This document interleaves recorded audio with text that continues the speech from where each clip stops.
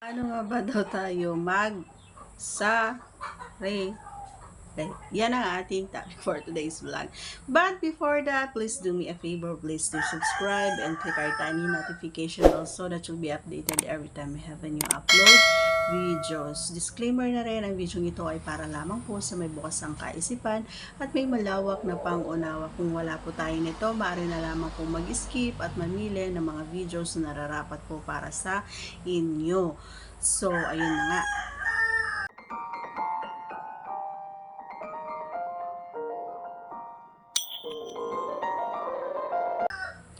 Alam mo, idol, hindi madali sa totoo lang hindi madali.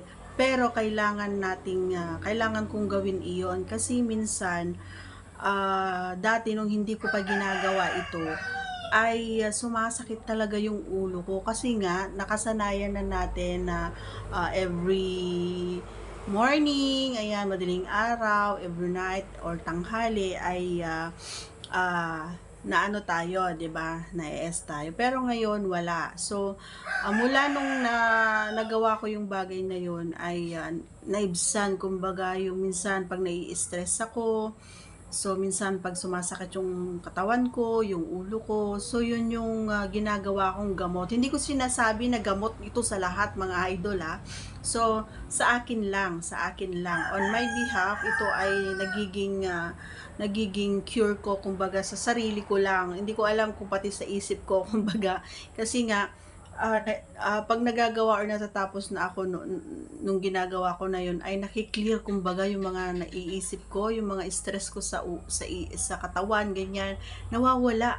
Basta na ilabas ko na yung dapat kong ilabas. And gumagaan, kumbaga yung bigat ng katawan ko, gumagaan siya every time na natatapos na ako.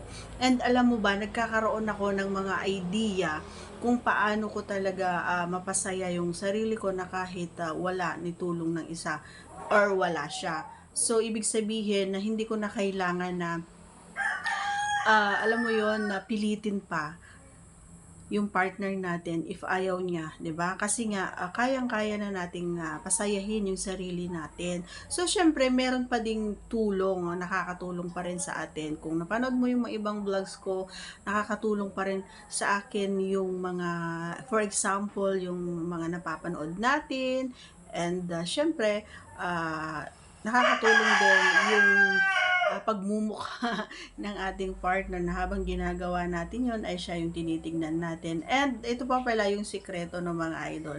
Habang ginagawa ko yung bagay na yon para mas mapabilis at mas mapadali yung trabaho ko na yon, ay gumagamit din or kumukuha din ako ng isang bagay na nakakatulong. Alam mo yung nakikita ko yung sarili ko. Minsan, pero wag niyong gagawin ito sa akin lang. Minsan ay gumukuha ako ng salamin, ayan, habang ginagawa ko yun ay pinapanood ko yung sarili ko, and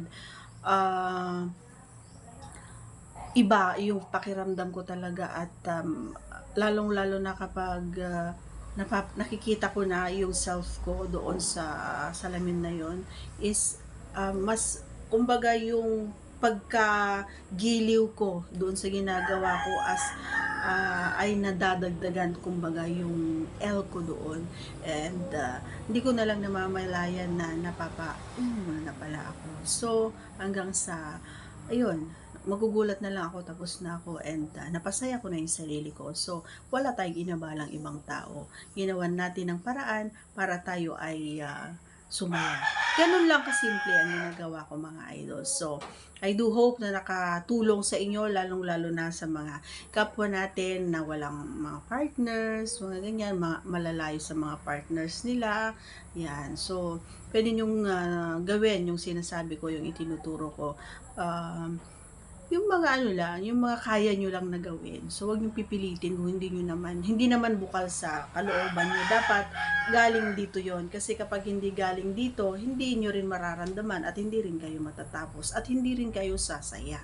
Okay? So, that's all for today's video. Once again, please do me a favor. Please do subscribe and click our tiny notification bell so that you'll be updated every time we have a new upload videos. God bless everyone. See you again on our next vlog. Bye-bye!